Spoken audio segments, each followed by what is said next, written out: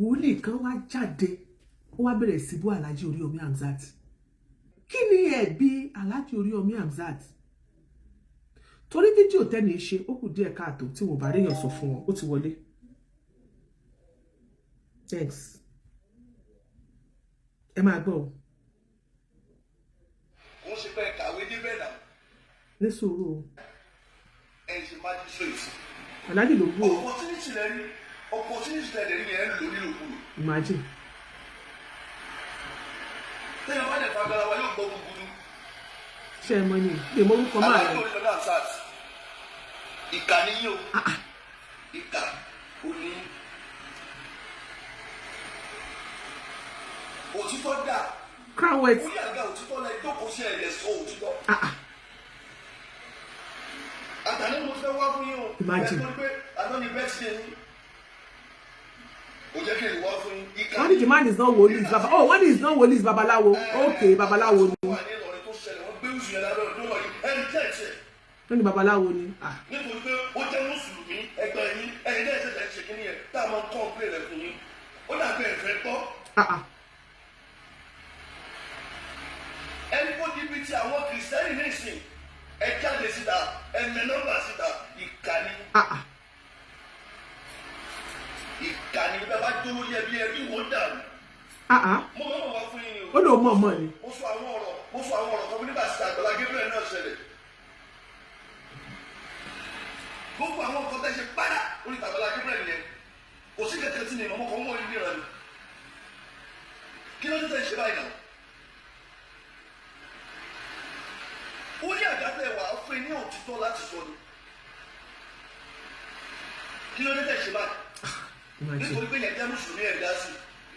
Ó wá jẹ́ kó ṣẹlẹ̀ ságbọ̀n kìrìsìtẹ́nì tí ní sìn. Ẹ yọ nọ́mbà jáde. Ìkànnì wọn kì í ṣe bẹ́ẹ̀ o. Ẹnì tá a fi ṣẹ́ rán pé kó máa tó nǹkan wọn kì í ṣe báyìí. Kí lorúkọ ẹ jọ kí lorúkọ ẹ ní iná? Ẹ dárúkọ ẹ jọ ẹ sorúkọ ẹ fún wọn lórí TikTok ló wà. Lórí ìkéde. Bẹ́ẹ̀ ni mo sọ fún yín. Yóò gbowó òkúta gbogbo nǹkan tí ẹ bá ti kó sí kẹ̀kẹ́ tí ò ní lẹ́jọ́ lẹ́yìn ọ̀la. Kí ni ẹjọ́ ó ti tó tiẹ̀ sọ̀rọ̀ dé ó ti tó. Ẹjọ́ nítorí ìtọ́lọ́ ẹ jẹ́ ká bára wa sòótọ́ ọ̀rọ̀. Kí ni ẹ̀bi Alhaji Oriyomi Hamzat nínú ọ̀rọ̀ tó wà lẹ́yìn?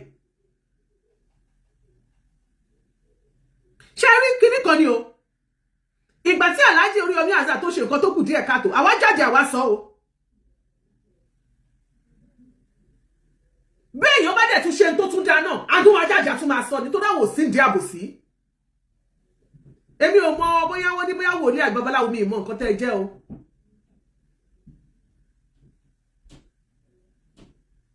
Ẹjọ́ nítorí tọ́lọ́ ìwà tí ẹ̀ ń wí yìí ó kù díẹ̀ ká àwọn ọ̀rọ̀ tó jáde lẹ́nu yìí ó kù díẹ̀ káàtó.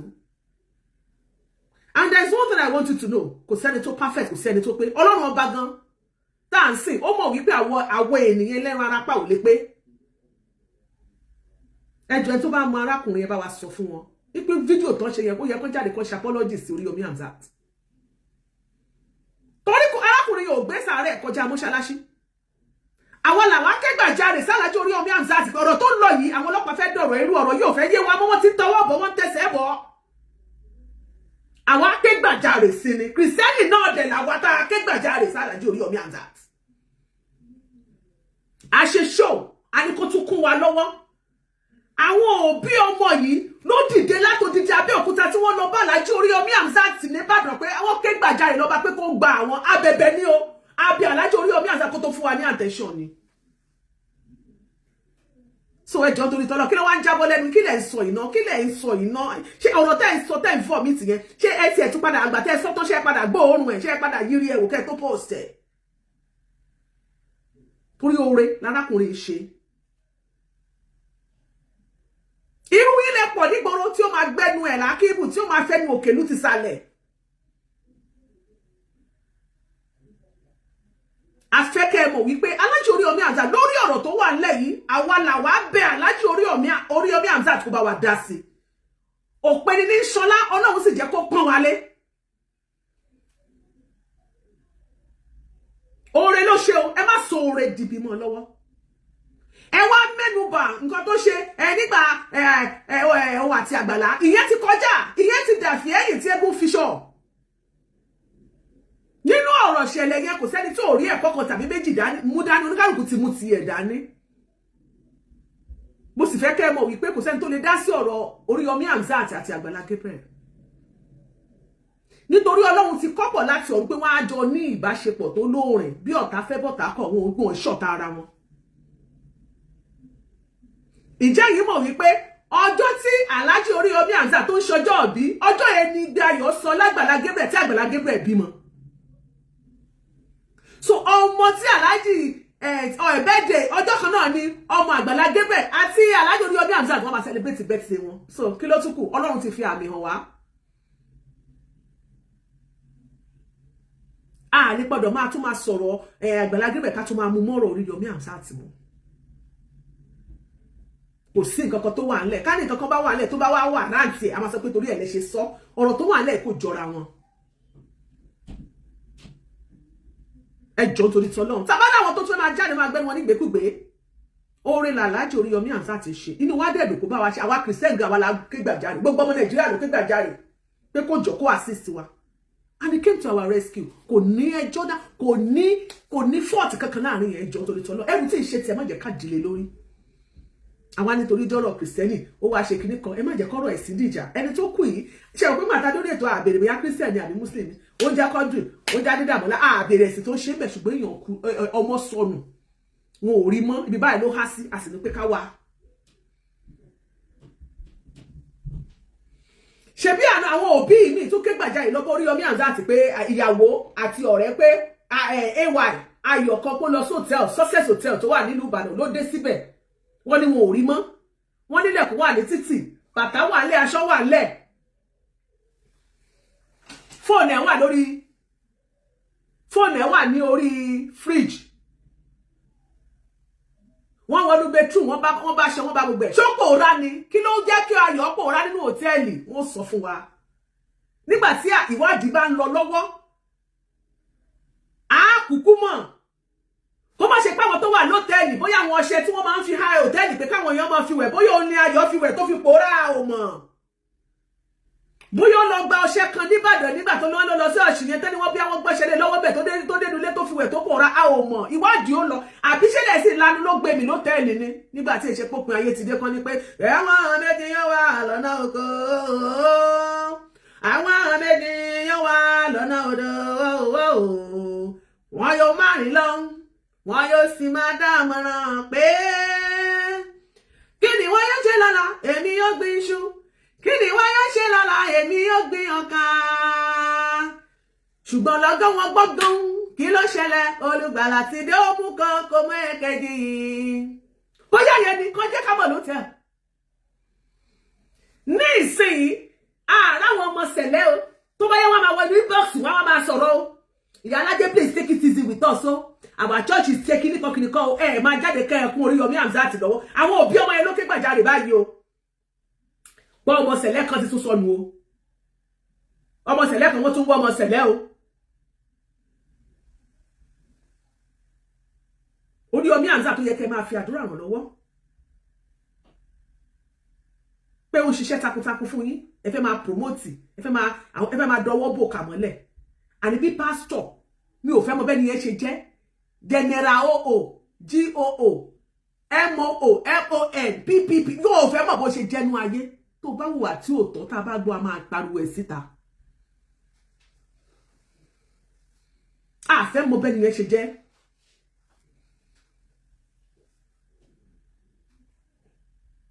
ṣé kì í bá ṣe wípé a pariwo síta lórí ètò ṣé a mọ̀ wípé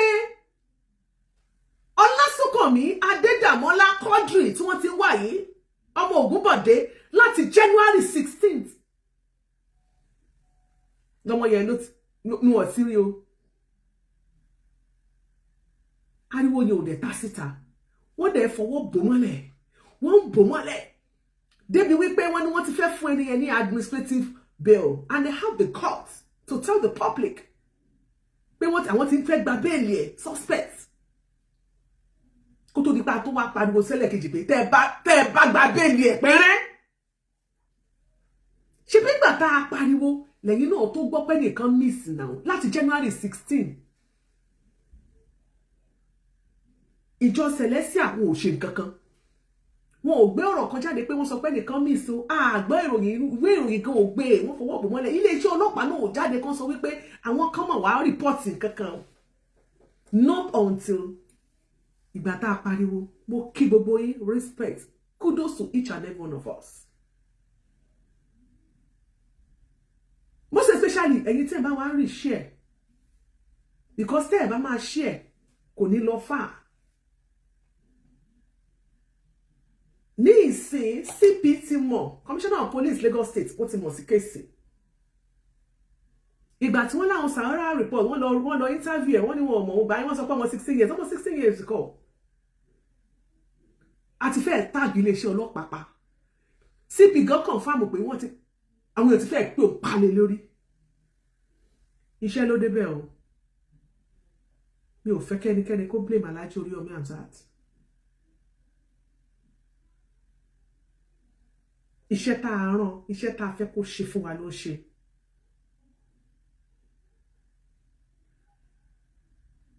Please.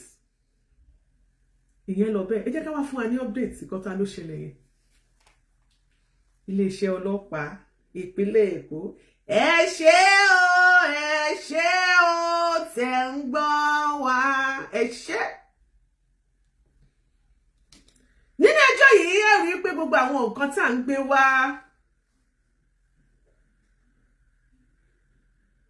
gbogbo ẹ̀ náà ni ẹ rí wípé Ọlọ́run bá ṣe kíni Ọlọ́run bá wa lọ́wọ́ sí tó rá máa ṣèwádìí.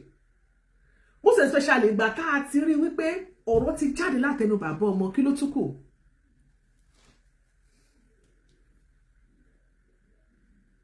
A rí pé lánàá àwọn ìwé ìròyìn kan gbé sórí yẹn jáde síta. Àwọn ìwé ìròyìn kan gbé sórí yẹn jáde síta lánàá.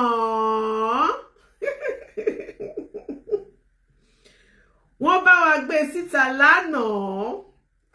Ẹ jẹ́ kí n wo ti Vanguard.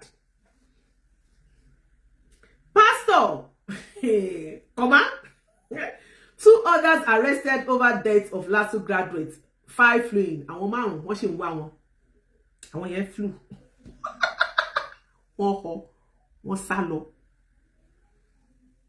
Ẹ jẹ́ ìjà yìí sí. Ṣé ráwọn tó sá lọ yẹn, àwọn méjì wà lára wọn, ẹ̀gbọ́n àtàbúrò ni wọ́n. Ṣé rí ìyá wọn. Àwọn ọmọ ó mọ̀ pé àwọn ọmọ méjèèjì wà nínú ẹgbẹ́ òkùnkùn. Àwọn ọmọ méjèèjì yẹn nínú owó tí wọ́n withdraw nínú àkáǹtì yẹn, wọ́n gba 300,000. Ṣùgbọ́n wọ́n fẹ́ travel tẹ́lẹ̀ pẹ̀lú ìyá wọn bóyá owó visa lọ́dẹ̀ wá torí a gbọ́ pé wọ́n ní visa Belgium lọ́wọ́. Ìyá ní àtọmọ méjì. Ní ìsìn àwọn ọmọ ẹ̀ ti sá lọ. Torí ìyá gan ti ta létọ̀nà wọ́n fẹ́ mọ́ sá lọ kán gba Kútọ̀nù kán mọ́ sá lọ ọlọ́pàá ti lọ mú wọn bẹ̀. Wọn ò rọ́mọ mú o, wọ́n rí ìyá. Nínú nǹkan tó bá lọ́wọ́ ìyá iléeṣẹ́ ọlọ́pàá wọ́n gba international passport ìyá àti kan lára àwọn ọmọ yẹn méjèèjì ló dẹ̀ ní visa Belgium. Gbébòrò kan nìyẹn.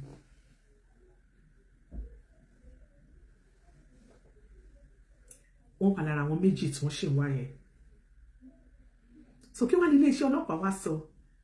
The Lagos State Police Command has arrested a pastor and 2 other suspects in connection with the death of 28-year-old Ogunbode Adedamola, a 2024 graduate of Lagos State University LASU, while 5 others suspected remain at large. The command spokesperson, CSP Benjamin Udein, confirmed the arrest in a press statement issued late Friday, March 7, 2025. It revealed that the suspects in custody include Pastor Wepetoji Sunday, Sheriff Adebayo, and Omolara Ajishomo, while efforts are going on to apprehend 5 others who fled. Initially, the police has classified Adedamola case as a missing person incident, dismissing social media rumors that he had fallen victim to ritualists. However, the Lagos State Commissioner of Police, CP Olorundare Jimoh, has now confirmed that the case is a suspected murder. We are can rewind, can we play? Rewind, pew. play. However, the police state commissioner, however, the Lagos State Commissioner of Police, CP Olorundare Jimoh, has now confirmed that the case is a suspected murder. Ìgbà táwa ń sọ̀rọ̀ wọ́n ní pé rọ́lá ń pa. Wọ́n ní ká lọ mẹ́rin wá. Gbogbo èyí tẹ́ ń wẹ́rì tẹ́ ń gbogbo pé Iyalaje, you have to confirm o ìjẹ́ kíní kan ìyẹn kò sí. Ṣé bá sọ fún yín? Àṣà ẹrú bá wa máa mú rọ́ ni. CP ló sọ̀rọ̀ yẹn. Ìgbà yìí láàárọ̀ wọn. CP ló sọ̀rọ̀. Get. Ó ti sọ confirm ní àbá àti irọ́. Ó ti kí n tá ń sọ pé nǹkan ní nǹkan kan ṣẹlẹ̀. CP Lagos State CP gangan ló ń sọ̀rọ̀ yẹn. Ó ti confirm ẹ̀ fún wa ń sẹ̀. So hello ẹ̀yin Celestia pastor's office Káyọ̀dé Àjàlá ẹlẹ́fẹ́ gba bíìlì suspect tó jẹ́ suspected ẹjẹ́ wọlé ẹjẹ́ lọ fọwọ́ bojú ẹjẹ́ ká gbọ́ nǹkan tí iléeṣẹ́ ọlọ́pàá sọ o.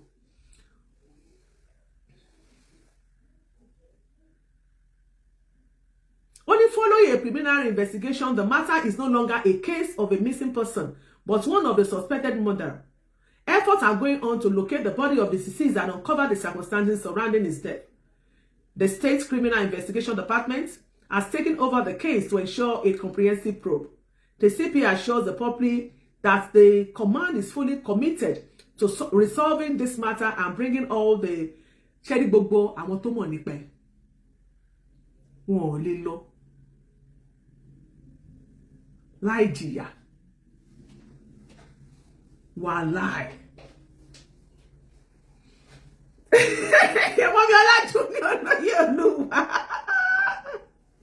Perpetrator to justice. Significant progress has been made, and all efforts are focused on locating the deceased body and determining the cause of death. He also urged the victim's family, friends, and students' community to remain calm and allow the police to conduct a thorough investigation. CP, wọ́n ní kí gbogbo wa kúlù temper nǹkan tí CP sọ nìyẹn. Torí wọ́n mọ̀ pé nǹkan tó ṣẹlẹ̀ yẹn ó mú fúnra dání pa àtọ́pá àní gbà. Wọ́n ti wá sọ pé àbúrò àtàwọn aráàlú àti gbogbo àwa báyìí o, àwa bí ọmọ tó tọ́ o, àwọn student àwọn ọmọ iléèwé yẹn pé everybody ṣe kíni kó kúlù temper pé àwọn máa ṣe kíni àwọn máa ṣiṣẹ́ àwọn ká fún àwọn láyè ká má bínú ká ṣáà ní sùúrù.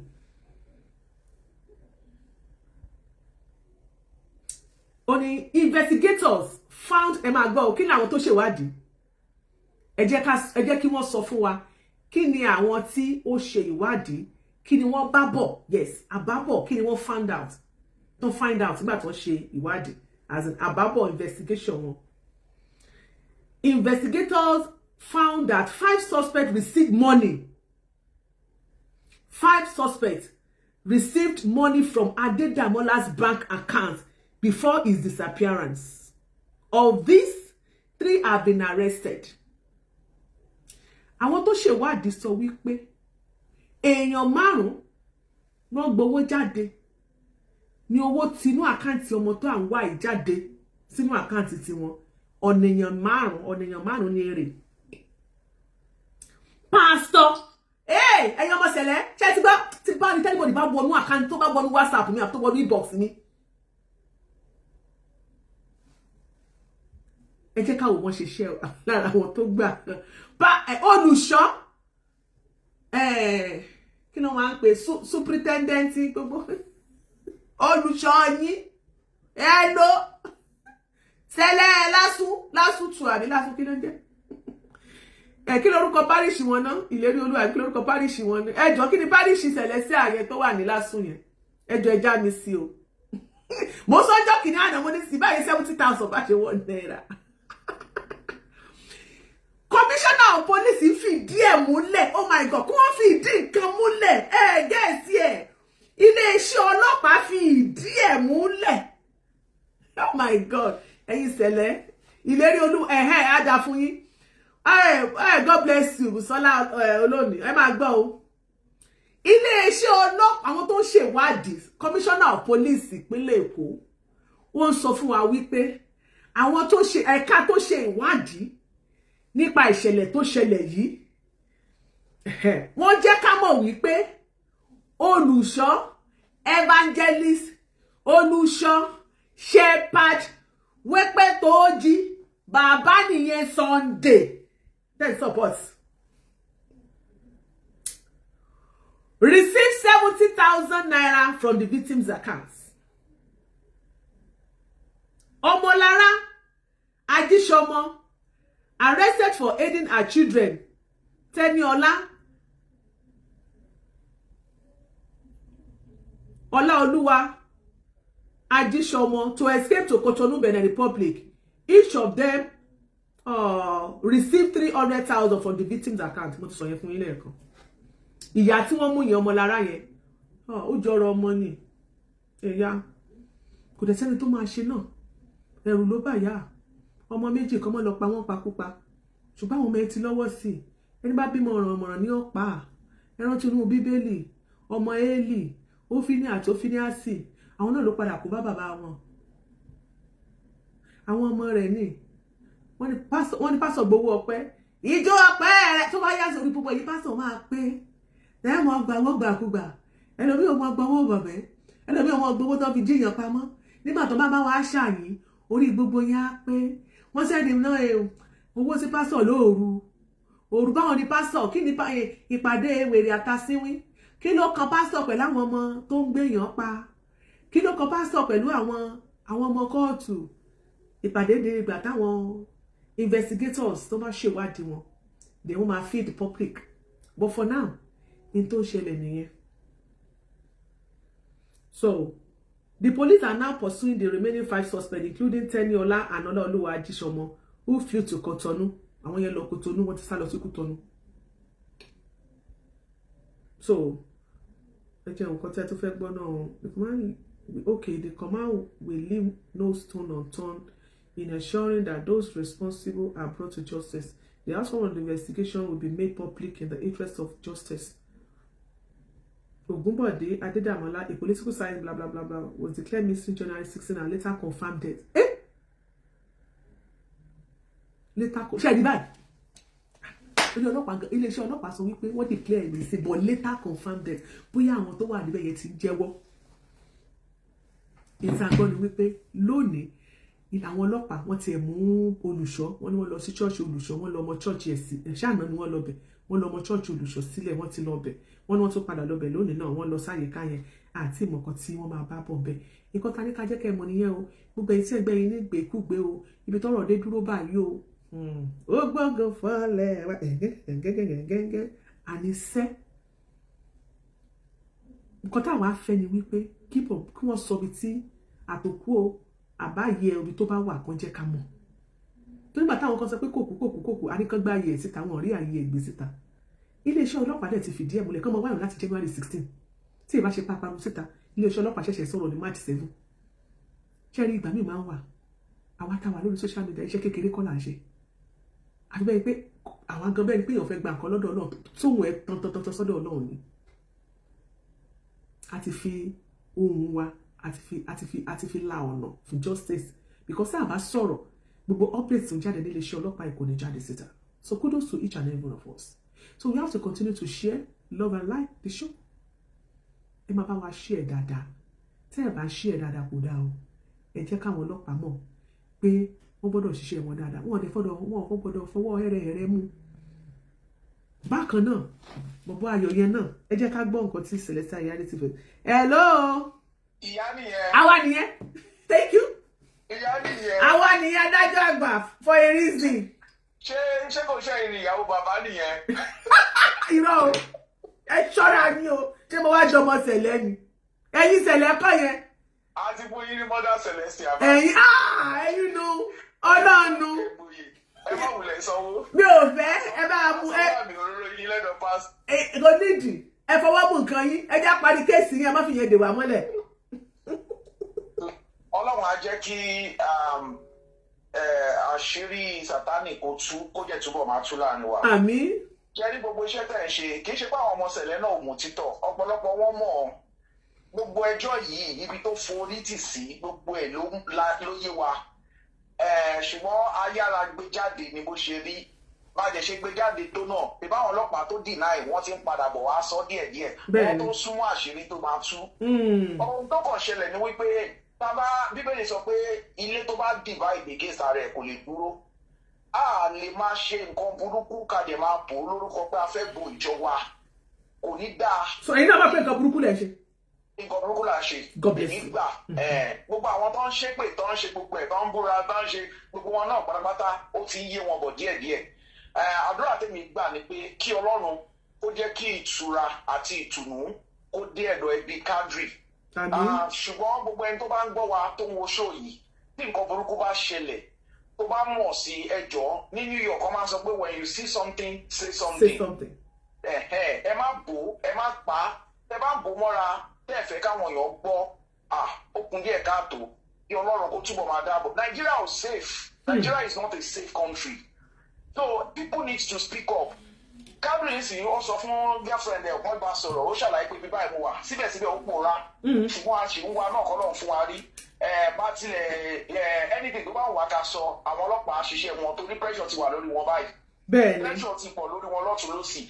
Then ẹ wo Ayọ̀bámi tó sọnù nínú hòtẹ́ẹ̀lì tí wọ́n lọ wá ṣe bọ́ọ̀ náà sọ fún ìyàwó ẹ̀ pé ibi báyìí. ó tún ya picture rẹ̀ ní hòtẹ́ẹ̀lì yẹn ṣọ́ọ̀ṣọ́. ẹni tí ò dágbére àti ìrì àwọn àwọn ibi tó lọ ábọ̀sibọ́sí ẹni tó ń dágbére tí wọ́n á ń parẹ́ kẹ́lẹ̀ mọ̀ pé Nàìjíríà ò safe. ṣùgbọ́n ohun tó bá ti lè máa mú wa máa sọ òótọ́ jáde irrespective of who tá a bá ń sọ tí ọlọ́pàá bá ń ṣe iṣẹ́ wọn lójú iṣẹ́ tí ọwọ́ bá ń tẹ àwọn agbófinró táwọn agbófinró bá ń ṣiṣẹ́ wọn lójú iṣẹ́ bóyá gbogbo àwọn kìíní máa dínkù torí ìṣọwọ́ táwọn èèyàn ṣe ń disappear báyìí níṣẹ́ ló dàbí ìgbà tí bí ibẹ̀ ṣe sọ bóyá rapture ti dé. ó yá ó sún wa o. Iyalaje ẹ máa bá ṣe lọ ẹ kú ètò ẹni tó bá distract yín wọ́n á ṣe pé wọ́n á kúta ìtara ló ń ṣe wọ́n nítara abiyamọ no sympathy no empathy no emotions bí àwọn èèyàn ṣe rí nìyẹn. Anybody that cares to understand Celestial Church is not bigger than humanity and kò sí religion náà tó tóbi ju humanity lọ. Humanity should come before religion. Ẹ má jẹ́ ká ti torí religion ìtorí ẹ̀sìn ká má lè sòótọ́ ọ̀rọ̀ then ká má wàá kíyè nípa human life. Human life matters and value ó wà valuable nígbà tó Ọlọ́run dá gbogbo wa kò dá ẹ̀sìn wọn ẹnikẹ́ni kò fẹ́ bìlì wa lọ́wọ́ ó ti dá wa sínú ayé ṣó ti yé so ó yẹ kí akọ́kọ́ máa ní sympathy fún human being. Even if you are a celestial, justice agbọ́dọ̀ máa ṣe justice fún àwọn èèyàn tí wọ́n tó jẹ́ victims.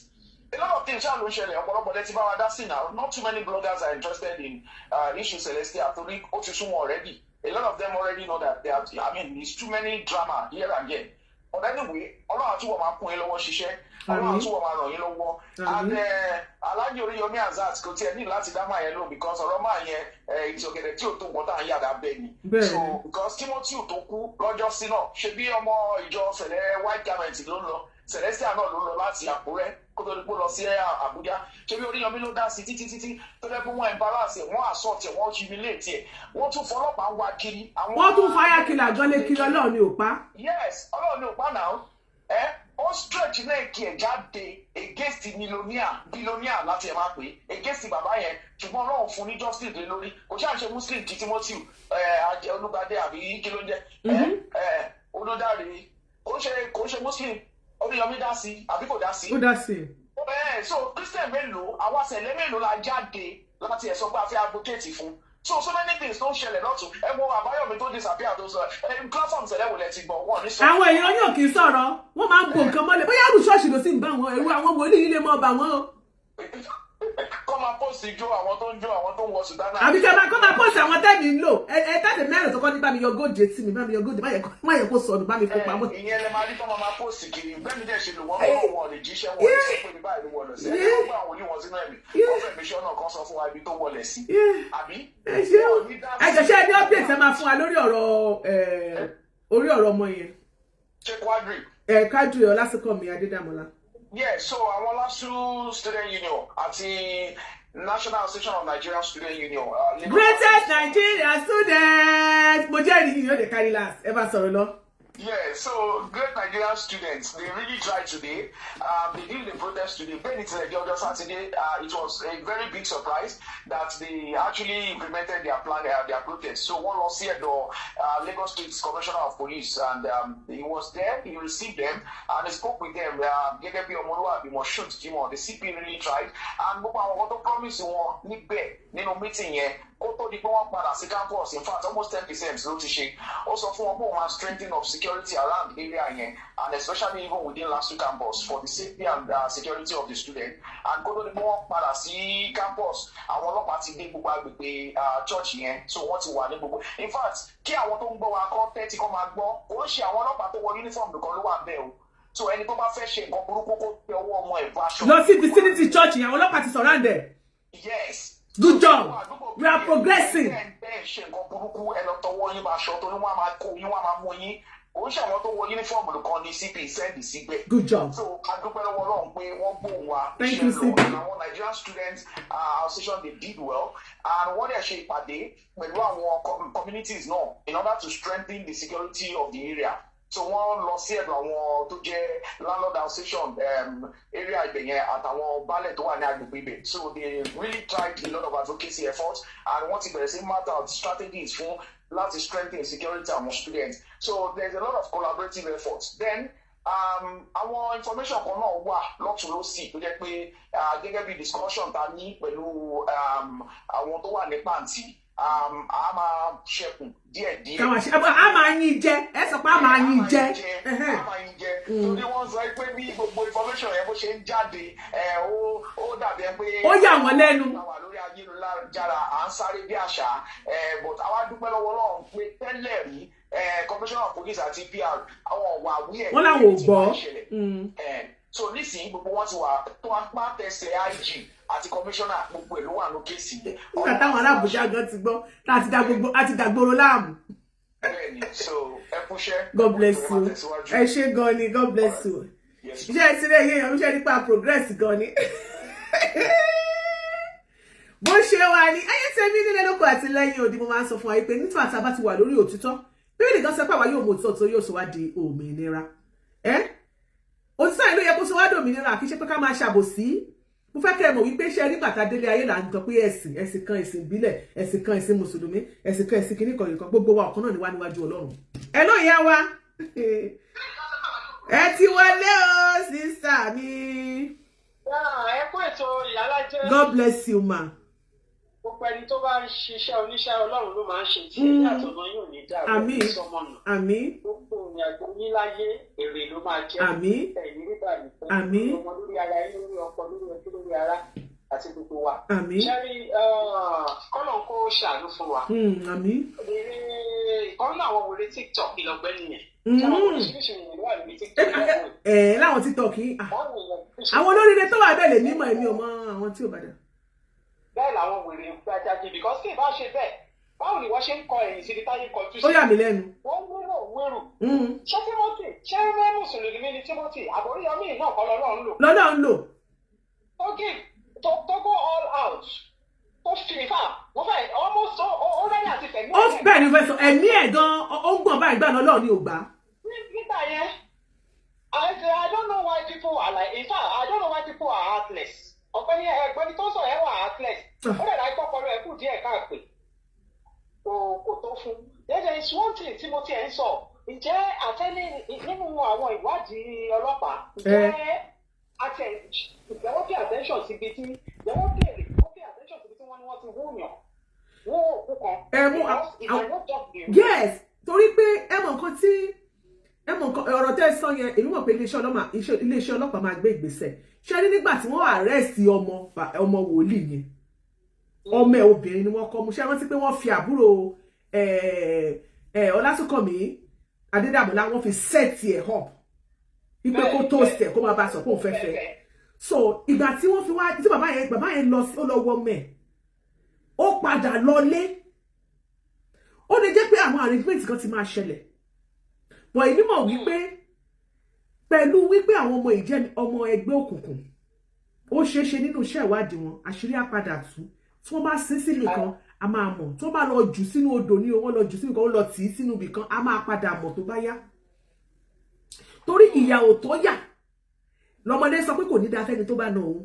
bẹ́ẹ̀ ni o bí bàbá tó yà mí ní ṣe bẹ́ẹ̀ mi ò ní ṣe bẹ́ẹ̀ tí wọ́n bá gbé ìṣó àti ámà tí wọ́n bá kàn lẹ́kan lórí lójú kejì kí á ní kejì yẹn á máa tò bòròbòrò ní nígbà tó bá jẹ fúra adìyẹ ìyà ò tí ì tó yà fún wọn ni èmi mọ̀ pé wọ́n ṣì máa jẹ́wọ́ bọ̀ kọ́kọ́ ní àdúgbò yẹn ká ní pé irú Amẹ́ríkà ń sìn ajá àwọn train dogs wọn yẹn àwọn ajá náà máa dẹ síbẹ̀ tó bá gbé ajá sí kọ́mpánì yẹn tó lọ tó bọ̀ tó bá sin òkú kan mìkan tó ti yọ àbúkù kan wà mìkan àwọn ajá yìí máa fi mú gbóòórùn ẹ̀bọ̀ tí wọ́n gbogbo àwọn kí. bóyá ká sì yá ayé lájá Nàìjíríà. ni wọ́n ti wúyàn nínú àwọn tó rí tán sọ pé wúyàn bẹ́ẹ̀ ní ẹ̀pẹ́ ìbẹ̀rẹ̀ asán tó bá bù tó bá rí DNA ọmọ yẹn bẹ́ẹ̀ ó ti tán because kò sí bó ṣe máa lo 24 hours nínú ilẹ̀ kan tó wù tí DNA ò ní wà ní. tí ò ní wà bẹ́ẹ̀ láti bẹ́ẹ̀ ni omi ara àti sun wọ́n á mọ̀ṣà tó mọ̀ sẹ́pá já gan lè gbóhùn bọ̀ ẹ jẹ́ ká wo iṣẹ́ ìwádìí tó bá tiẹ̀ ti yọ tó ń gbé lọ síbì kan ìmọ̀ pé tí ìyá bá tó yà fún wọn wọ́n padà jẹ́wọ́ ibi tó bá wà á sì máa padà mọ́ ẹ má jà kọjú sísà mi ibi náà lájọ máa wà táṣìírí wọn máa tú ṣẹ́rí tá a bá ń fọwọ́ bò kà mọ́lẹ̀ Nàìjíríà yẹn ò ní dáa. kò tiẹ̀ wá sí kò ní sí respect fún láìpẹ́ ẹ̀mí ò ju àwọn èèyàn lójúmọ́ ẹ̀mí burúkú ń gbẹ́nu àwọn èèyàn àtọ́kọ́. tí tó bá gba ìjọba ológun láàyè a kò máa ń sọ pé àfẹ́jọba ológun ni tó bá gba ìjọba ológun láàyè láàrin ọdún kan àwọn tó ń ṣe rádaràdà yẹn á jẹ́ ń tù torí gbogbo tó sọ pé gómìnà kan president kan ò lè sáìnì kinní kankan ṣe páyéèyàn àwọn yẹn tí wọ́n máa gbé lọ síwájú ilé ìyá àti bàbá ẹ̀ ni wọ́n máa ti gbàgbà kan síbẹ̀ wọ́n ṣe tó.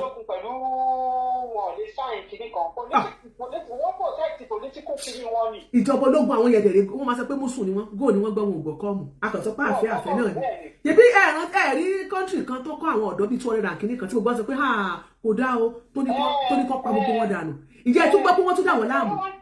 Mo kí lèyàn nìkan wá ń dáhùn ní kọ́mẹ̀ntì pé kí lè ń pèsè wọn fún ẹ bá mọ bí àwọn ọmọ ìṣe brúta tó tọ́ bá ń pààyàn. kí ni wọ́n ní wọ́n tiẹ̀ mọ́bìnrin kan wọ́n ní wọ́n mú toyún báyìí wọ́n bá sùn wọ́n yọ gbogbo dáadáa tó ń ṣe ní àwọn pípọ̀ yìí láwọn kéékèèké tẹ́ rí ìgbà tí wọ́n rí ikú tí wọ́n dájọ́ ikú fún wọn ẹ̀rí tí wọ́n sunkún tó ń wẹkú mu ṣé gbogbo máa pítì wọn ìjọba ológun nìyẹn tíjọba ológun bá rúlu Nàìjíríà ní Congo ló ti ṣẹlẹ̀ bọ́dún Sọlá God bless ma tíjọba ológun bá rúlu Nàìjíríà akọ̀mọ́ pariwo ìjọba alágbádá nítorí pé ẹ̀gọ́ òní ń gbọ́ wọn gbọ́ kọ́ọ̀mù gbogbo àlá sọ pé ìjọba alágbádá òun náà gbágbádá wọ̀ sí ti Nàìjíríà ti bàjẹ́ tán tíjọba ológun bá rúlù láàrin pé à ń já fóònù gbà à ń ṣe gbogbo ẹ̀yẹn tó bá kọ́kọ́ bí àwọn bíi 200 gbọ̀ngbọ̀n àwọn irú Evans ìjọ kìnìún àná Clifford Doju tó yẹ kó ti yẹgi fún tipẹ́tipẹ́ tó àdàfún yín títí di ṣe rọ́bìṣì náà ṣe ẹwọ Clifford ní Èkó lábẹ́ bí ní abẹ́ kí tó mọ́ tó pàwọn kí ló ṣe sí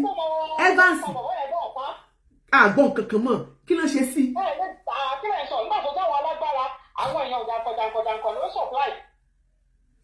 ìyẹn tí wọ́n á dùn yìí ẹmu pásítọ̀ kan báyìí tó dáná sọ ọmọ ọjọ́ tó ní wọ́n ẹrẹ́bẹ́ kinní kan kíngì àbí nǹkan gbogbo kéèsì wọn àti ń gbọ́ irú ìtọ́pa tí ilé ẹjọ́ sọ pé Timothy pé òun ló yẹgi fún yìí ẹ̀yìn láti fẹ̀ yìí kí ló ló jẹ́ adé kí ló jẹ́ ẹ̀rọ rán mi létí Adédoyin náà Abdulrahman kí ọmọ ẹ̀gbọ́n wọn ti lọ wá Abdulrahim wọn ti gbogbo wọn ti yẹgi fún gbogbo wọn.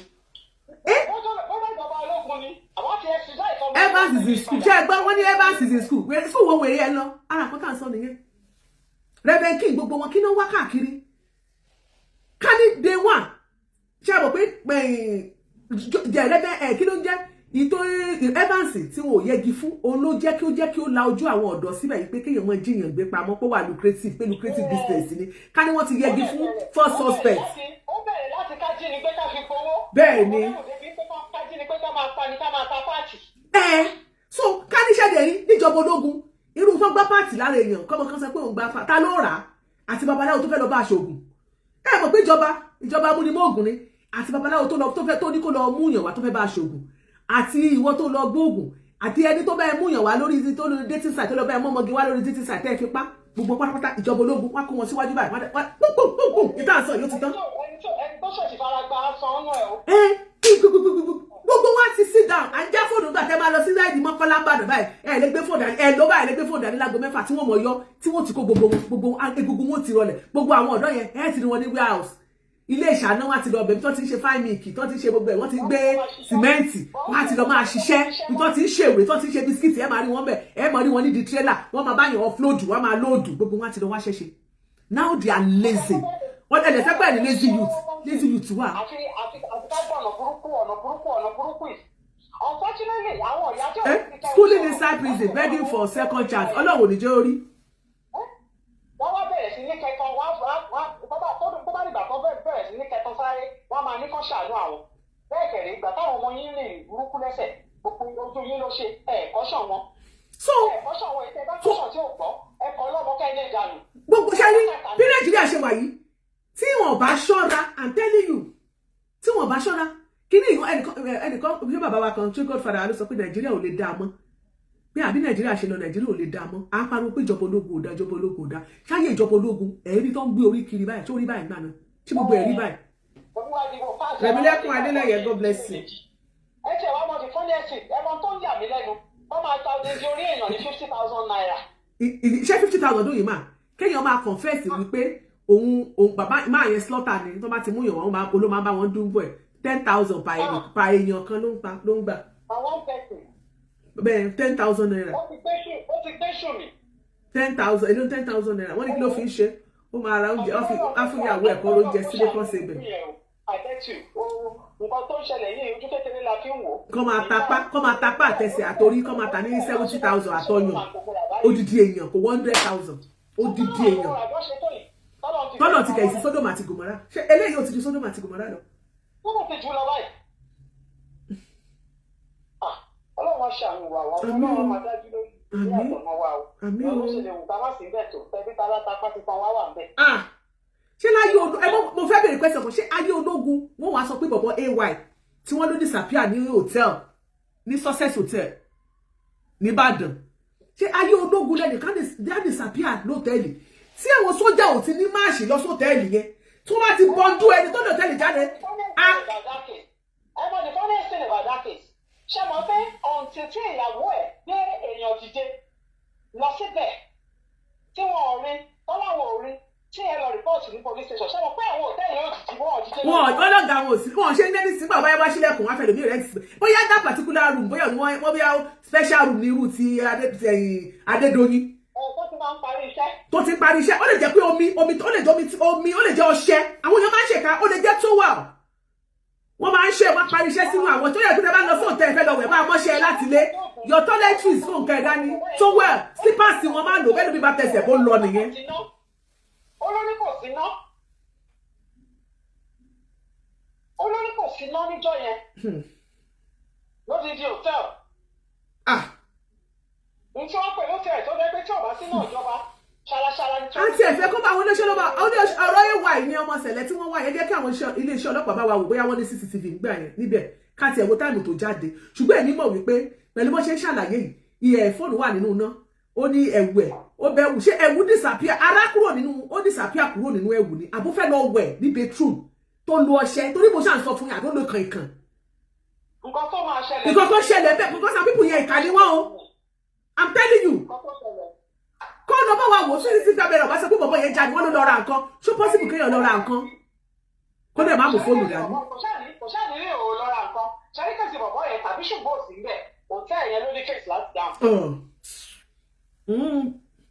wọ́n kú sí sọ because ṣẹ́rí tí nǹkan bá ṣẹlẹ̀ níbàdàn bá yẹn kádépò tiẹ̀ lọ ra nǹkan bóyá mọ́tò gba ọ̀tá ẹ̀ àbí nǹkan kan ṣe iléeṣẹ́ ọlọ́pàá wọn ti get information pé àwọn aládùúgbò wọn irú aládùúgbò àwọn mọ́tò gba ẹnìkan lọ́dọ̀ yọ lọ́ọ̀lẹ́ o mọ́tò gba ẹnìkan bí oníráìsì òkìní kan wọ́n ti ẹ̀tì lọ mọ́ṣúárì àwọn ọlọ́pàá wọn ti lè rí àwọn ọlọ́pàá sọ pé àwọn gbókù kan bì kan mi ò ní wọ́n ti gbọ́ nǹkan láti gbà yẹn. lẹ́yìn ọ̀pọ̀ pé fabrication ni tó sọ pé òun lọ ra nǹkan yẹn wọ́n wá ní wọ́n wá tilẹ̀kùn wọ́n wá gbé ládà àwọn alágán fún wọn àbí lọ́ ṣe ń gbé ládà àbí láti ojú ládà yẹn àbí wọ́n gba ládà yẹn wọnú ilé ni wọ́n ré bọ̀bọ̀ yẹn jáde tí wọ́n fi lo nǹkan tó fẹ́ lò àkùn tí mọ̀. Ọlọ́run kò ṣàánú. Naija. Ọlọ́run ṣàánú wa o. Ó lè jẹ́ pé tí bọ̀bọ̀ yẹn fẹ́ sùn ìgbà tó bọ̀bọ̀ ọ̀rẹ́ ẹ̀ ló ń bá sọ̀rọ̀ tán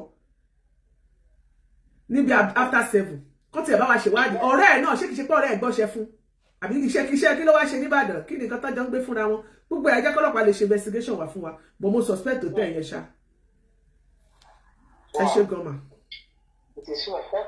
Yes ma pé tẹ mọ́ sùn lótẹ́ẹ̀lì ẹ ṣáà máa múra ẹ máa ṣọ́ra yín dáadáa hòtẹ́ẹ̀lì ò ṣe é sùn mọ́ báyìí Nàìjíríà ti lánàá o. Wàyí ìdájí tẹ̀bí God bless you sir ṣé ẹ wà ẹ kọjọ́ mẹ́ta. Olamide Ikulala I saw you briefly ní orí TikTok how are you Ọdẹ́kúnlé Gbénga Ebenezer àmúrí yín Nàìjíríà ti lánàá ṣe bẹ́ẹ̀ sí rí ẹ̀yin Ìlọrin ògo Ìlọrin ẹ̀lẹ́ o ẹ̀yin ògo Ìlọrin ẹ gbọ́ à ń gbọ́ fìrìfìrì alẹ́ ẹ̀jì ni o alẹ́ ẹ̀jì ni o ẹ̀jẹ̀ ẹ̀yin ògo Ìlọrin ẹ bá wa ṣe ìwádìí nílọrin ẹ̀jọ̀ Ìlọrin yín ẹ̀jẹ̀ bá wa ṣe ìwádìí nílọrin ẹgbẹ́ wọn ní ìnà wọn lé wọn sọ pé wọ́n ọ̀nà kíní ṣé ọwọ́ ọ̀sà ló di ọwọ́ ìnàkí pọ́wọ́ ìnàkí ló kó sínú ike tó da ṣìnáàpù lé lórí ẹ ti gbàgbé nígbà tí wọ́n rí ẹ̀jẹ̀ tó ní ẹ̀jẹ̀ ta ni ó ní ẹ̀jẹ̀ ọmọ yẹn náà níṣẹ́ ẹ̀jẹ̀ ìnàkí ló tún wà nínú ike ẹjẹ́ mọ̀ gbé lọ́dà àdá jáde síta ẹ bá wa sọ fún ẹ̀yin ògo Ìlọrin pé kó máa mí pín ìlọ́kàn wọn àwọn tó gbogbo owó tó fẹ́ dàrú yẹn kò ṣeé dàrú o àwọn fámílì ọmọ Ìyétúndé wọ́n ní wọ́n sọ pé wọ́n ọ̀nà kí Nigeria my beloved country Nigeria my beloved country working together is a key Nigeria my beloved country our future is you and me. I know a lot about my people. I know a lot because I care. I know a lot about my country. I know a lot because I care. I know a lot about my people. I know a lot because I care. Nigeria. Nigeria. Nigeria ẹ̀dá táwọn fi kíní ìṣèwà náà ẹ̀dọ̀ ta ló ń sà sí Nàìjíríà náà ta ni Nàìjíríà gangan ṣẹ̀ tó lóun ò ní dáríjì wá ta ni Nàìjíríà ṣẹ̀ tó sọ pé bí àìṣòdodo lòun fún máa fìyà jẹ wá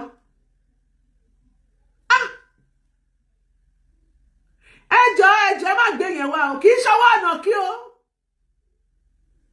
wọ́n lóyìnbó Margaret Bùnmi ní òyìnbó ló ṣẹ̀wà òyìnbó ló ṣe wá báyìí because I don't understand gbogbo àwọn ọgbọ́n àrékérekè tá a fẹ́ máa gbé wọlé yìí for real are you people kidding me so slippers mẹ́tàlá tá a bá nu ilé ẹ̀ṣẹ́ ìnàkínà wọ slippers ni ẹ má gbé yẹn wá o ọwọ́ ọ̀nà kíkọ́ ọwọ́ èèyàn ni o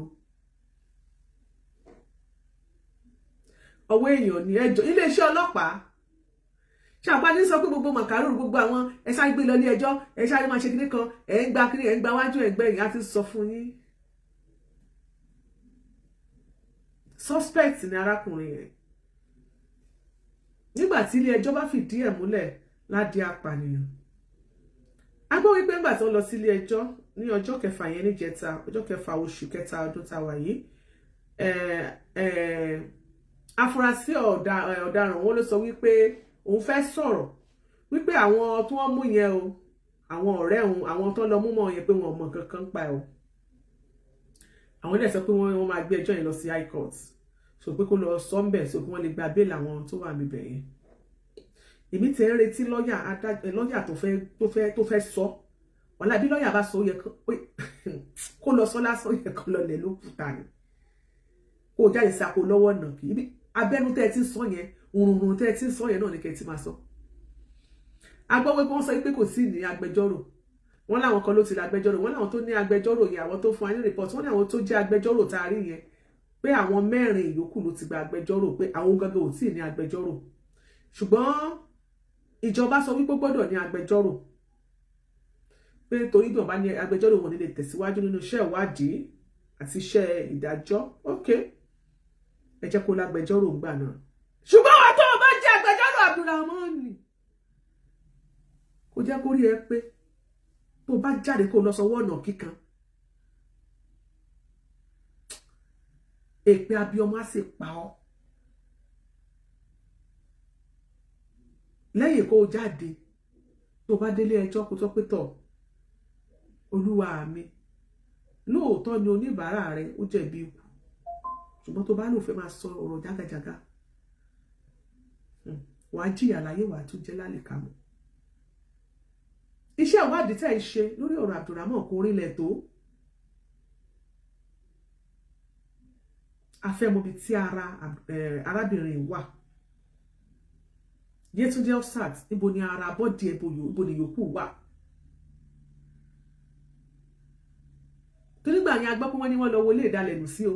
Wọ́n ráwọn ẹran díẹ̀ o kò complete ni o àwọn ẹ̀dá ṣó tún wá dẹran ọ̀nà kí ni kò tí ẹ gbọ́dọ̀ jẹ́ bẹ́ẹ̀ ẹ jẹ́ ká gbà pé ààrẹ sọ̀rọ̀ ni àwọn ìdílé arábìnrin Hamzat Yétúndé tó ń sọ̀rọ̀ yẹn ẹ wò ẹ̀yin fámìlì yẹn ẹ ní sùúrù ayé sọ̀rọ̀ ni ọ̀rọ̀ tẹ́ ẹ̀ ń sọ yẹn kò mú yẹ́ẹ̀sì wọn ò jẹ́ nígbà tí wọn ò mú burúkutu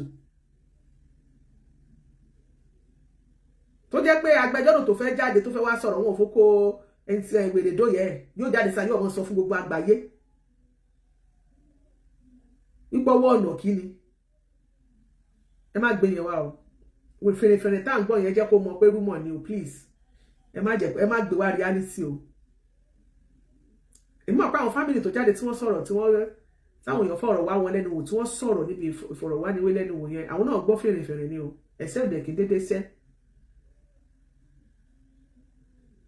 there is no smoke without fire ó ní nǹkan kan tí wọ́n gbọ́ ó ní nǹkan kan tó ń ṣẹlẹ̀ tó ń gbọ́ fèrèfèrè nínú oyún nínú irọ́ mẹ́wàá ó máa ń ṣe é ṣe kẹ́ bó tọ́ ọ̀rọ̀ kan bẹ̀ àbílàjì fínrínfín ẹ má gbé yẹn wá o ẹ ṣiṣẹ́ ìwádìí fún wa fẹ́ mọ̀ bí ta ló ra orí torí ẹ divert attention wa wọ́n lórí ẹni tó rorí wà ń bàdàn kò sẹ́ni tó rorí ń bàdàn Ìlọrin náà ni wọ́n ta orí sí ṣùgbọ́n a rí pé ẹ̀ ń bo àwọn nǹkan kan mọ́lẹ̀ ó yẹ kán ti irú bọ̀bọ̀ alápatà yẹn ó yẹ kí a ti máa gbọ́ kọ́rọ̀ ti máa jáde àwọn èèyàn àwọn aráàlú tí wọ́n lọ sí court àwọn fámìlì Hamzat Yétúndé wọ́n ké gbàjarè wọ́n ní tẹ́ bá wo ara bọ̀bọ̀ yẹn pé ó ń dán ó ń jẹun wọ́n ní definitely ó ń jẹun tó dáa wọ́n ní kò tiẹ̀ rù rárá wọ́n ní ṣẹlẹ̀ kẹ́ẹ̀rí rọ́tọ́rọ́tọ́ níjọ ẹ̀sìn gbé ta lọ́lọ́run ẹ fẹ́ lu ayé ọ̀tá rẹ̀ ẹyọ láìfù kúrò nínú ẹ̀mí ẹ̀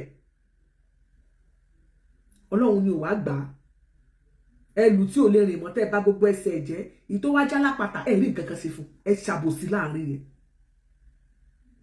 torí kò yẹ kó dúró pé nílé ẹjọ́ táwọn èèyàn expect pẹ̀lú pé èèyàn pa odidi èèyàn kan dẹ̀ ka ẹni tẹ́ ẹ nà tí ò lè rìn mọ́ tẹ́ ẹ nà tẹ́ ẹ fẹ́ bàtà yí ẹ̀jẹ̀ nígbà tó wà nìyẹn ṣé ta lọ́lọ́run pààyàn ni ta lọ́lọ́run ìṣe alápàtà àbárù nǹkan báyìí mọ́ lọ́wọ́ ṣùgbọ́n ìjìyà tẹ́ ẹ fi jẹ́ ta lọ́lọ́run ẹ fìyà jẹ́ ju ẹni tó já lápàtà lọ ìyẹn ni pé ẹ ṣàbòsí alábòsí ni yín alárekereke ni yín nǹkan kan dẹ̀ wà tẹ́ ẹ ń bò mọ́lẹ̀ ẹ ń tọ́jú arákùnrin yẹn bóyá ẹ fẹ́ kó jẹ́wọ́ ni àmọ́mọ́ sọ ilé ní kẹ́ lọ ṣe iṣẹ́ ìwádìí yìí dáadáa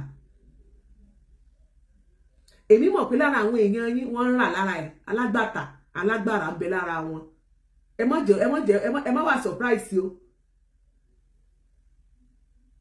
torí ara wọn nínú àwọn àǹfà wọn àwọn sèyíkì wọn ló sọ pé béèyàn bá máa jẹ́ èèyàn ó kọ́kọ́ kẹ́yìn sọ́lọ́ ná nígbà bá wá jẹ́ èèyàn tó wá ṣe wà wọ́ ọlọ́run ìkan náà sọ pé ta ló sọ pé kó mọ́ ṣoògùn ta ló sọ pé kó mọ́ ṣoògùn ó ṣoògùn ni ta ló sọ pé owó ò dáa nínú gbogbo ọ̀rọ̀ yẹn mo bá padà gbọ́ báyìí mo máa wọ̀ pé ṣáàfáà náà làwọn tó ń sọ báyìí béèyàn bá kẹ́yìn sọ́lọ́run ó fẹ́ lọ kọjú séṣù nìyẹn nígbò bá wá lówó ọ̀tọ̀ wá lówó ọlọ́run káàkiri wá bá fi owó yẹn máa ti wá sọ pé nínú mọ́ṣáláṣí ọkọ̀ mọ́ṣáláṣí ní owó tó gbàbọ̀ látọ̀dọ̀ èṣù gbogbo àwọn ẹ̀kọ́ tẹ̀ ń kọ́ àwọn ọmọ yìí àwọn ọmọ ilé ìkéwì kì í ṣe ẹ̀kọ́ gidi irú àwọn ẹ̀kọ́ yìí náà ló máa ń jẹ́ kí àwọn èèyàn kí wọ́n máa ṣìwàwù pé àwa náà gbọ́dọ̀ lówó dandan ni ta ló sọ pé kó mọ́ ṣoògùn ta ló sọ pé oògùn ò dáa ta ló sọ pé oògùn ò lọ ṣoògùn àṣọpẹ́mọ̀ gbogbo àwọn ẹ̀kọ́ àwọn èèyàn àwọn ọ̀dọ́ wa ń léèrè mo dẹ̀ fi àsìkò mo fi rọ gbogbo ẹ̀yin tẹ́ máa ń tojú bọlé ẹran lóru ṣóṣòṣó o ti délé wòlíì ṣóṣòṣó o ti délé àfà ó mọ̀ kúnlẹ̀ ṣóṣòṣó tí ọ̀sọ́nù ló mọ̀ wá káàkiri wò mí ṣe rí gbogbo àwọn èèyàn tó àwọn ọmọ yahoo gbogbo àwọn ọmọ tó ń ṣògo owó gbogbo àwọn tẹ́ẹ̀rí tó ń ṣògo owó káàkiri tó ń rìn ní ògo owó yẹn kò rọrùn fún wọn kó máa rí èèyàn mú dání lọ sílé babaláwo mọ́ àwọn kọ́sítọ́mà babaláwo náà ni babaláwo mọ̀ lò fún wọn ìwọ tó fẹ́ lọ ṣiṣẹ́ lọ́dọ̀ àwọn wòlíì èké ọ̀dọ̀ àwọn àfá èké ọ̀dọ̀ babaláwo èké lórí gbogbo babaláwo kọ́ ló ń ṣògùn o gbogbo àfá kọ́ ló ń ṣògùn gbogbo wòlíì kọ́ ló ń ṣògùn gbogbo wọn kọ́ ara àwọn tó jẹ́ wípé wọ́n níbẹ̀rù Ọlọ́run wọn ṣùgbọ́n nínú àwọn tẹ́ lọ́ ṣe tó ń ṣe tẹ́ lọ́ ń yan kíní tẹ́ lọ́ ń yan jọjú lọ́dọ̀ wọn àwọn kọ́sítọ́mà náà ni wọ́n padà lò torí ìwọ tó lọ síbẹ̀ tó lọ mú ọ̀rọ̀ ọkọ ẹ lọ pọ́kọ rẹ̀ òsùnlé láti jẹta ìwọ tó lọ́bẹ̀ tó lọ́jà rẹ̀ òta ìwọ tó ní ọmọ rẹ̀ ò tí ì pè ọ́ èló ló fẹ́ fún wọn wọ́n ní kó iṣẹ́ tó fẹ́ fún wọn ní kó san 3,000 wàá máa bẹ̀bẹ̀ sí 2,500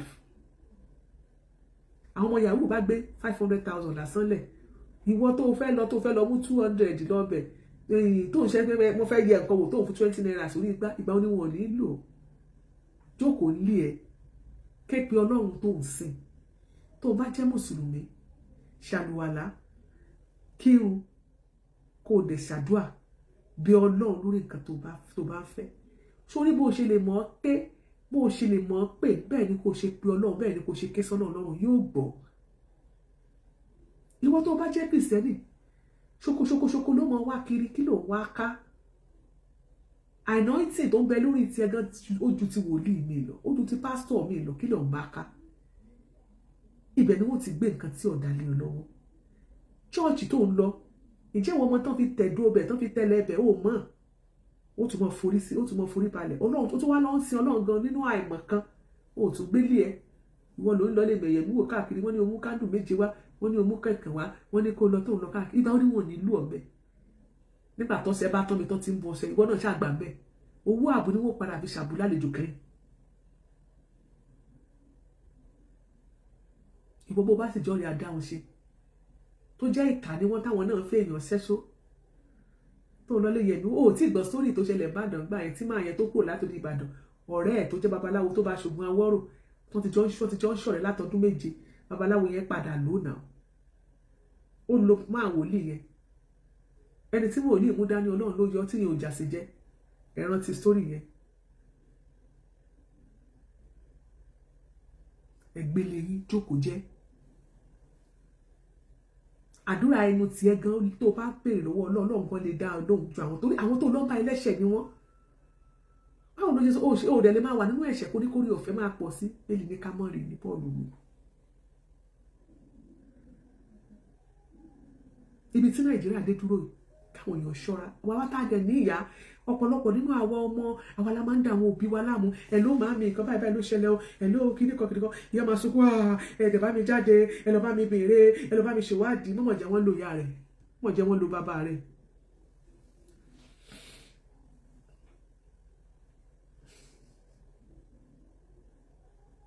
o ò lè sọ pé o ní ọ̀rẹ́ tó ń yẹ nǹkan wò kẹjọ dọ̀rẹ́ níjọ́ tó bá nídìí nǹkan tó fi kún nǹkan tó fi jìnnà ìwọ tó lọ́bẹ̀ náà ni ó lò ìwọ náà làsì tí ó padà lò.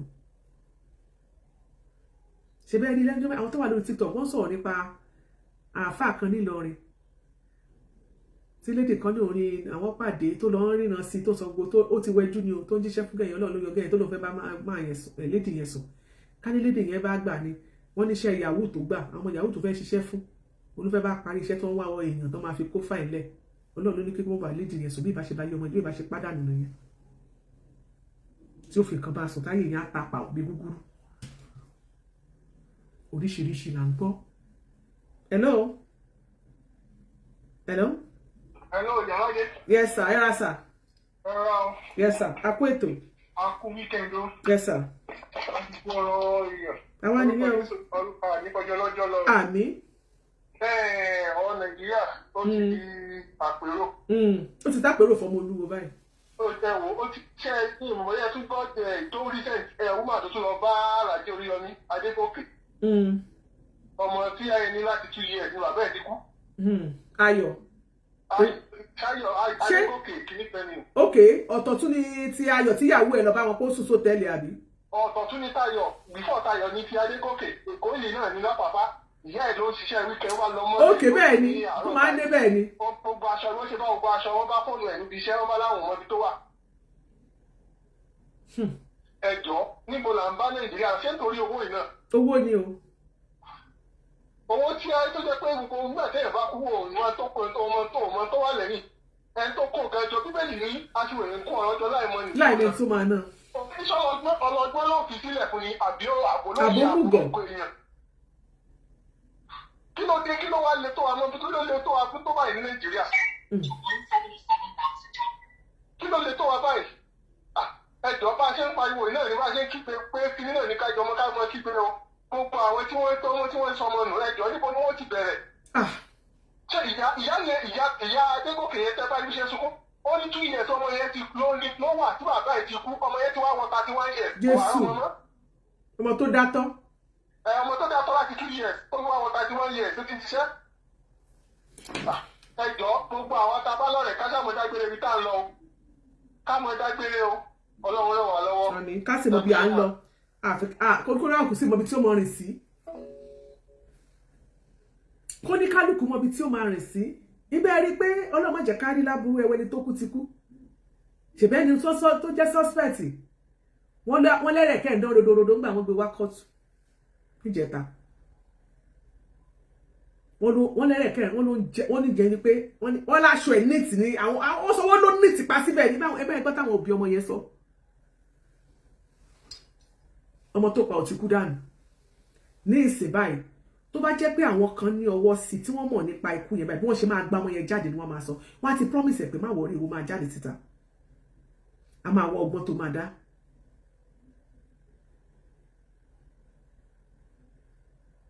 Torí wípé up to now wọn ò fi hàn wá níbi tí iléeṣẹ́ ọlọ́pàá tó ti ṣe àfihàn Abdulrahman kí wọ́n dẹ̀ ṣe investigation pé ìtàwọn bá bọ̀ lélẹ̀ ṣe ti gbọ́ nǹkan kan ni èyí tá a ṣẹ̀ṣẹ̀ tẹsẹ̀ bọ́ ìgan CPT ń sọ̀rọ̀ èyí tá a ṣẹ̀ṣẹ̀ tẹsẹ̀ bọ́ CPT ń sọ̀rọ̀ wọ́n ti fún wa ní update kí ni ìgbésẹ̀ tí iléeṣẹ́ ọlọ́pàá gbé nílọrin torí bí ọjọ́ kẹta àbí nǹkan wọn ló ti ń lọ sí magistrate court.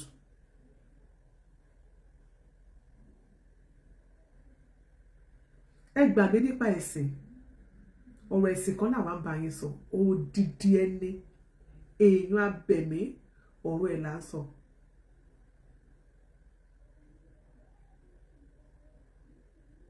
adúpẹ́ lọ́wọ́ iléeṣẹ́ ọlọ́pàá ti ìpínlẹ̀ Èkó níbi tí ẹ bá wà bá ọ̀rọ̀ Olasunkanmi Quadri tẹ́ bá wà bọ́rọ̀ ẹ̀dí inú wa dùn wípé ìgbésẹ̀ ń lọ. Bẹ́ẹ̀ náà la dẹ̀ tún rọ iléeṣẹ́ ọlọ́pàá ti ìpínlẹ̀ Ọ̀yọ́ lórí ọ̀rọ̀ Ayọ̀bámi tí ìyàwó ẹ̀ kẹ́gbàjarè lọ́sọ́dọ̀ Oriyomi Hamzat wípé ó lọ́ọ̀dì sí ilé ìtura kan tó pè ní Success Hotel. Ó dẹ̀ ṣe fídíò pẹ̀lú ìyàwó kódà ó ya àwòrán ara rẹ̀ ránṣẹ́ sí ìyàwó rẹ̀ pébi tí òun wà rí tó fi di wípé wọ́n ní wọn ò rí mọ́ tó déédéé pòórá láì ṣe wípé bóyá ọjọ́ ó máa dé sùn bí kò ní ká ti pè báyìí. Tọ́